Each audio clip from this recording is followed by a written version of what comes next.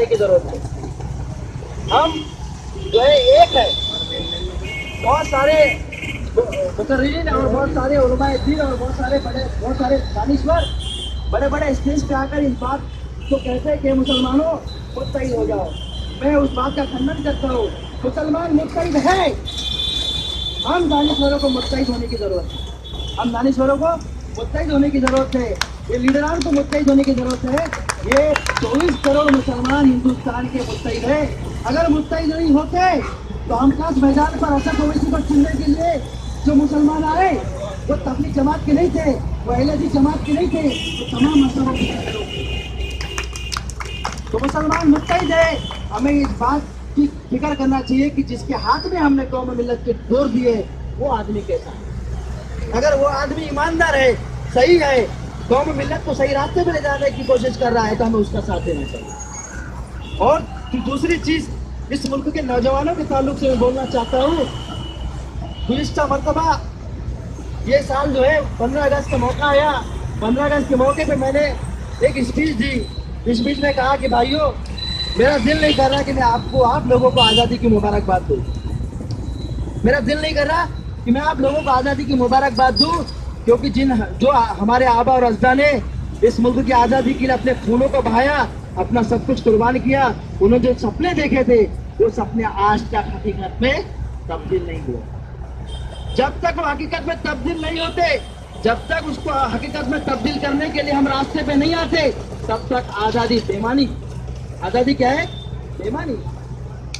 और हम नौजवानों को इस बात की फिक्र करना चाहिए, इस बात की सोच रखना चाहिए कि अभी मोहम्मद बिन कासिम नहीं आएगा, कोई सलाहुद्दीन अय्यूबी नहीं आएगा, कोई अशफाकुल्लाह नहीं आएगा, कोई जो है शाह वलीउल्लाह नहीं आएगा।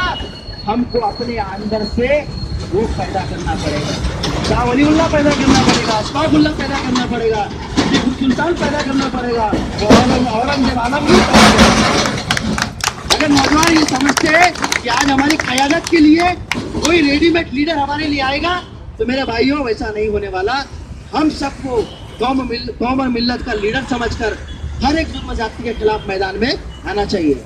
यहाँ जो अफराद मौजूद हैं वो अफराद को देखकर मुझे महसूस हो रहा है कि नौजवानों ने अपनी जिम्मेदारी को समझ लिया, क्योंकि आज यहाँ जो बैठे हुए लोग हैं उनमें सबसे ज्यादा अथलीट में कौन है? नौजवान। आज इस धरने के अंदर नौजवान नजर आ रहे हैं, यहाँ का दानिश्वर तबका नजर नहीं आ रहा है। मुझे इस बात पे बहुत अफसोस है, मुझे इस बात पे बहुत अफसोस है, क्योंकि औरंगाबाद शहर ये तहरीक का गढ़ है, तहरीक की शहर कहा जाता है, लेकिन एक भी तहरीकी शख्स इस धरने के अंदर शामिल नहीं है। लेकिन कोई बात नहीं, जब हम जैसे नौजवान जो कौम मिल्लत को और मुल्क की तस्वीर बदलने का हौसला रखते हैं, ताकत रखते हैं, जब ये नौजवान आएंगे तो इंशाल्लाह ये तबका भी हमारे साथ आएगा।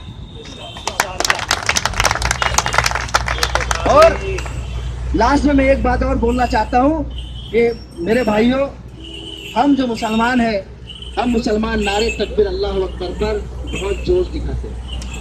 ये नौजवान हमारे अंदर का जोश नहीं है, वो जज्बा नहीं है। उस नारे का क्या है? उस नारे का असर है कि जब वो नारा लगाया जाता है तो हमारे अंदर वो जोश आता है। वही जो जोश नारे पे हमारे अंदर पैदा होता है, वही जोश हमेशा हमारे अंदर पैदा होना चाहिए। इस बात की हमको और आपको फिक्र करना। हमने अपना काम शुरू किया है और जमीनी सतह पर अपना काम करना यहाँ पर शुरू किया है। और social democratic party of India एक ऐसी सियासी जमात है जो मजबूत सोच, मजबूत सियासत, पॉजिटिव पॉलिटिक्स का नजरिया लेकर काम कर रही है। और इंशाअल्लाह पॉपुलर फ्रंट जैसी तंजीम के साथ हमेशा है। सिर्फ पॉपुलर फ्रंट नहीं, मुल्क की कोई भी सियासी जमात जो मुसलमानों, दलित और आदिवासियों की फिक्र रखती है, मुल्क की कोई भी तंजीम जो मुसलमान आदिवासियों की फिक्र करती है, उसके साथ कंधे से कंधा मिलाकर अपनी जान को हथेली पर रखकर आने के लिए एसडीपी और उसके कायदीन और उसके कार्यकर्ता हमेशा तैयार रहेंगे। इसी बात को बोल के जो है मैं पॉपुलर फ्रंट ऑफ इंडिया का फिर से एक बार शुक्रिया अदा करता हूँ। जज़ाकल्लाह, अस्सलाम वालेकुम।